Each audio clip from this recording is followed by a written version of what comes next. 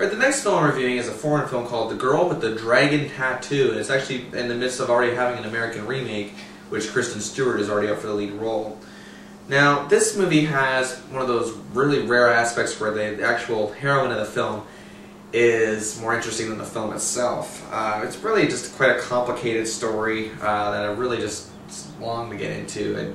I wrote a long synopsis here, but really it's just something that it's kind of hard to explain. I'd be giving probably too much away, but either way, she's a mysterious investigator named her name's Lisbeth, and she has played extremely well, played so well by Noomi Rapace. She is unbelievable. She's a European actress, and she's just got such a subtle, like pizzazz, subtle charisma about her that I just could not stay away from her. Every time she was on screen, my eyes were glued. Now, this is one of those films where, you know, a lot of technology comes into play, a lot of, you know, screen techniques, you know, computers work like magic. I love how in movies computers work like pure magic, where in real life you'd be like, why is it freezing?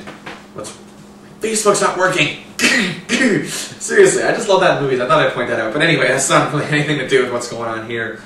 But, anyway, the movie setting is set on like an island, and it's just very mysterious and unforgiving land. And she plays like a sort of like a hacker type character, and she's just so smart at what she does, and she's intense with it. It's like she's passionate about the things she does, even if it's not necessarily quite legal, if you know what I mean. But either way, I love how this movie also, like, even though her character's more intriguing than the movie itself, the movie's plot does flow, even though it is a little complicated to explain. But there's just so many really good moments here that you just can get away from. It's like sort of like a mystery espionage computer film, kind of like, well, a more complex version of the film Hackers, a famous 90s film which propelled the career of Angelina Jolie back in 1995.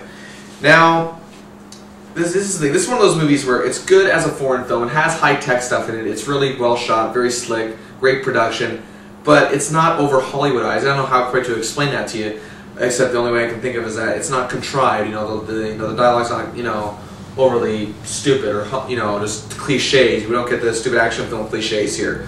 This is a fun adventure. I loved it a lot.